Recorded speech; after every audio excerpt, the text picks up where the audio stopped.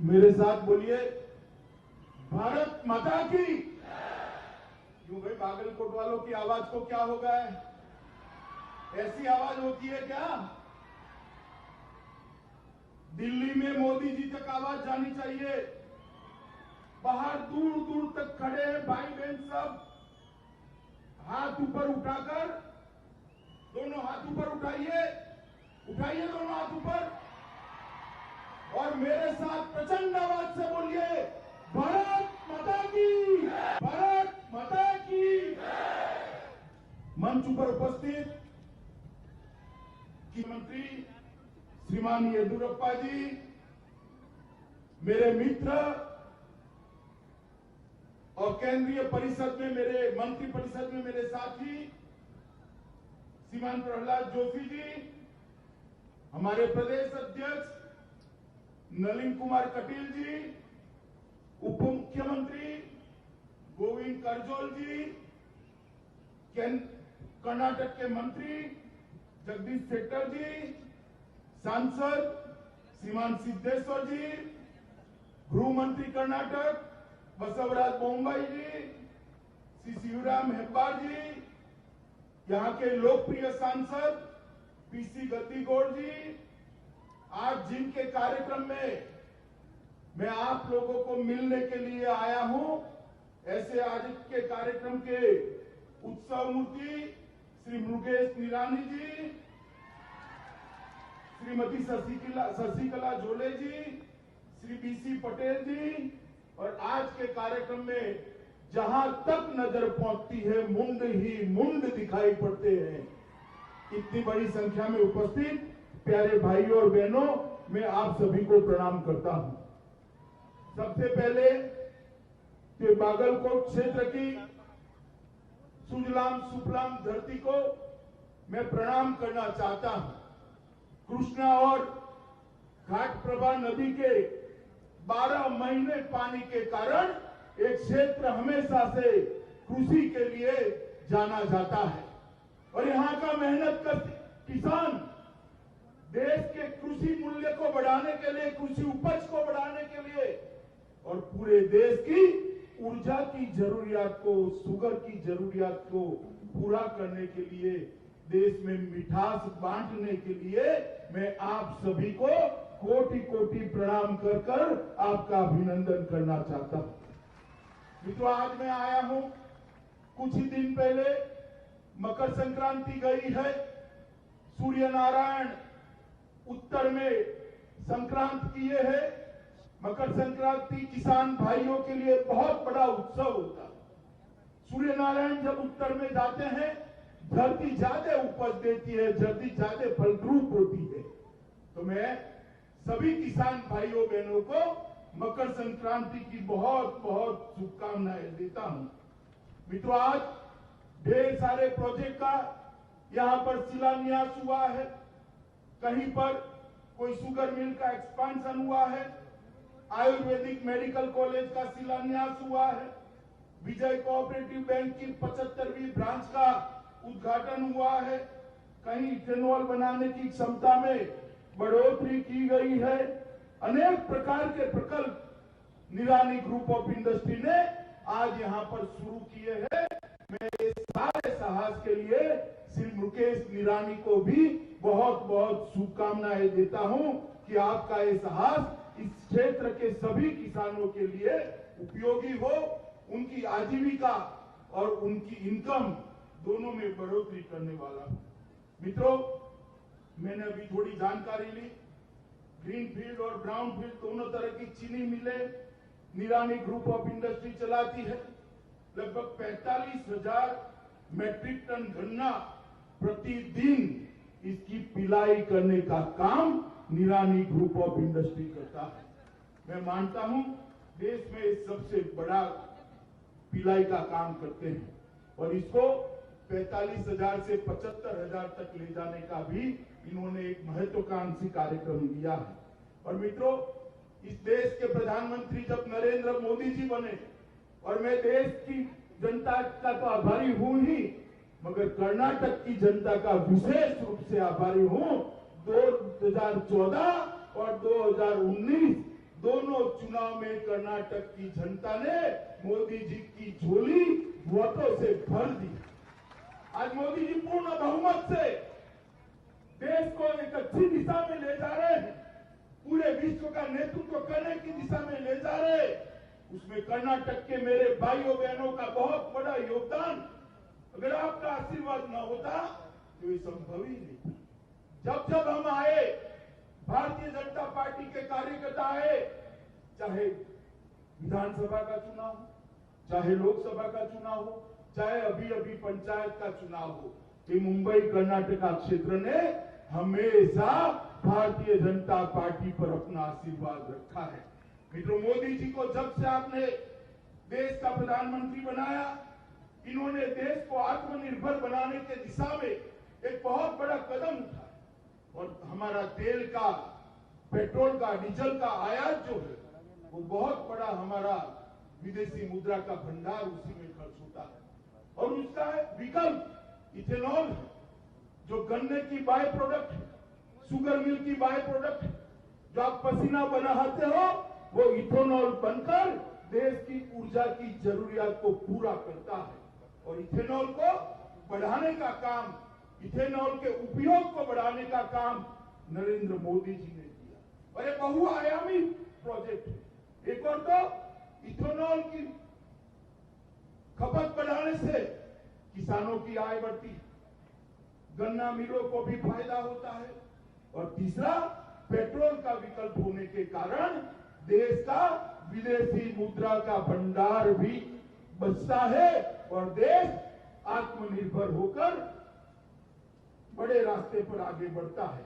मित्रों, आज निरानी समूह लगभग 2600 किलोलीटर इथेनॉल प्रतिदिन बनाने की दिशा में आगे बढ़ रहा है। तो मैं मानता हूं कि ये जो मोदी जी का स्वप्न है, इसको पूरा करने के लिए निरानी ग्रुप भी बहुत बड़ा योगदान करता है। इसको मैं अभिनंदन भी करता हूं और मैं चाहता हूं कि इसको वो आगे भी बढ़ाए। इथेनॉल की आपूर्ति के लिए मोदी जी ने बहुत सारे कदम उठाए। सबसे पहले 2015 में इथेनॉल पर से केंद्रीय उत्पाद शुल्क हटाने का काम किया, जिसके कारण इथेनॉल सस्ता हो जाए और पेट्रोल के अंडर बैन करने का पड़े। दूसरा काम किया 2018 में इथेनॉल पर 18% जीएसटी था, इसको कम कर सिर्फ 5% कर दिया, जिससे कि पेट्रोल के अंदर इथेनॉल जो जाता है हमारे किसान भाइयों को इसका मूल्य गन्ना मिल के माध्यम से मिले। नव ईंधन नीति के अधिसूचना में गन्ने का रस, सीरा, अधिशेष और खराब हो गए खाद्यान्न आदि के उपयोग को भी 2018 में परमिशन दे दी। सीधा गन्ने से इथेनॉल बन सकता है, शुगर बनाकर भी इथेनॉल बन सकता है, गुड़ बनाकर भी इथेनॉल बन सकता है, और सड़ा हुआ खाद्यान्न जो फेंक देते थे उससे भी इथेनॉल बनाने का परमिशन 2018 में दे दिया। मित्रों, मोदी जी ने एक लक्ष्य रखा है, 2022 तक 10% ब्लेंडिंग का लक्ष्य पूरा करना। जब मोदी सरकार आई 2014 में, तब 1.58% ब्लेंडिंग होता था, सिर्फ 1.58%, और मोदी सरकार ने 2022 में 10% तक पेट्रोल और डीजल के अंदर ब्लेंडिंग की नीति बनाई है, और 2025 तक इसको 20% पर ले जाएंगे।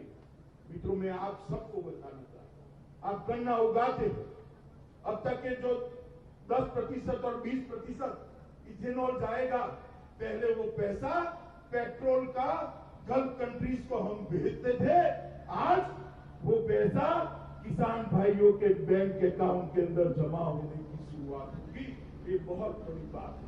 मित्रों, एफसीआई के पास जो उपलब्ध मक्का था, चावल था, उसको भी अब इथेनॉल की पॉलिसी में शामिल कर लिया गया है, और इस नीति के कारण बहुत बड़ा फायदा किसान भाइयों को होने वाला है। किसानों को बेहतर मूल्य भी मिलेगा और किसानों को समय पर भुगतान भी मिलेगा। कच्चे तेल के आयात की बिल को हम कटौती कर सकेंगे। ग्रामीण क्षेत्र में रोजगार भी बढ़ेगा और वायु प्रदूषण भी सरकार ने करा है और इसको 400 तक पहुंचाकर 2022 तक हम 10% का फायदा लेंगे। मित्रों, इथेनॉल के बारे में ढेर सारी और भी रियायतें भारत सरकार ने दी है, मगर मैं आज किसान भाइयों के बीच में हूं।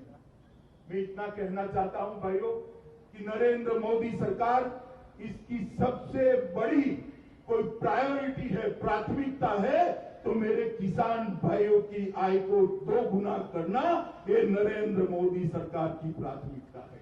ये कांग्रेस वाले जब मोदी जी कहते थे हम किसानों की आय को 2 गुना करेंगे, हंसते थे हम पर।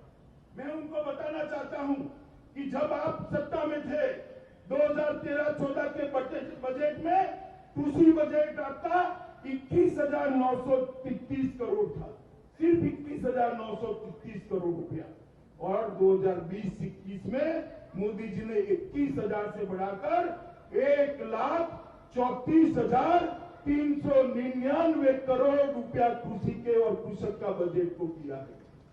21,000 कहां और कहां 1,34,000 करोड़।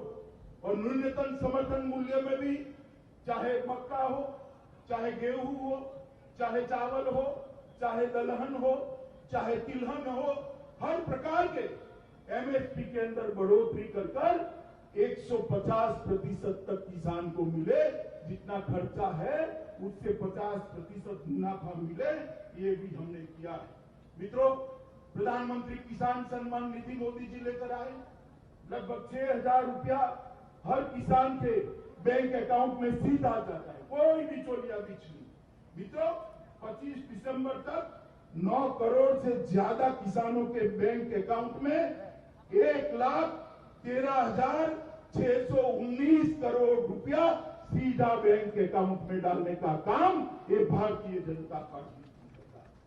मैं कांग्रेसी मित्रों को बताना चाहता हूं कि आपका तो बजट, कुल बजट ही 21,000 करोड़ था। हमने बजट के अलावे 1,13,619 करोड़ रुपया सीधा बैंक अकाउंट में डालने का काम किया है। ये भारतीय जनता पार्टी की, नरेंद्र मोदी सरकार की नीति। मुद्रा स्वास्थ्य कार्ड लगभग 22 करोड़ दिए, यूरिया तो इम्पोर्टेड होकर उसकी कालाबाजारी अटकाई है। प्रधानमंत्री कृषि सूक्ष्म सिंचाई योजना के तहत 50 लाख हेक्टेयर को सूक्ष्म सिंचाई ड्रिप और स्प्रिंकलर से समावेश किया गया है।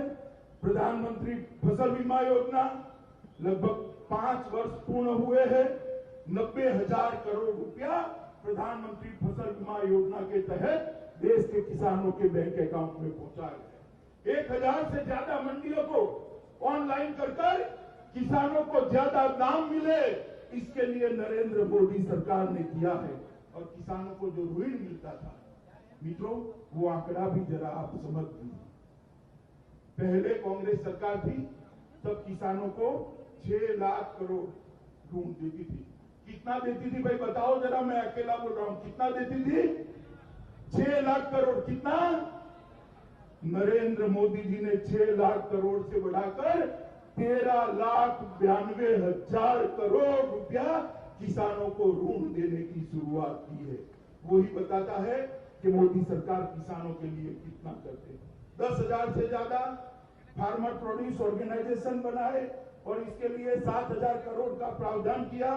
शहद के उत्पादन के लिए, मधु के उत्पादन के लिए 500 करोड़ रुपया लगाए और किसान क्रेडिट कार्ड लगभग 1.6 करोड़ में किसानों को तो अंतिम 6 महीने में ही दिए।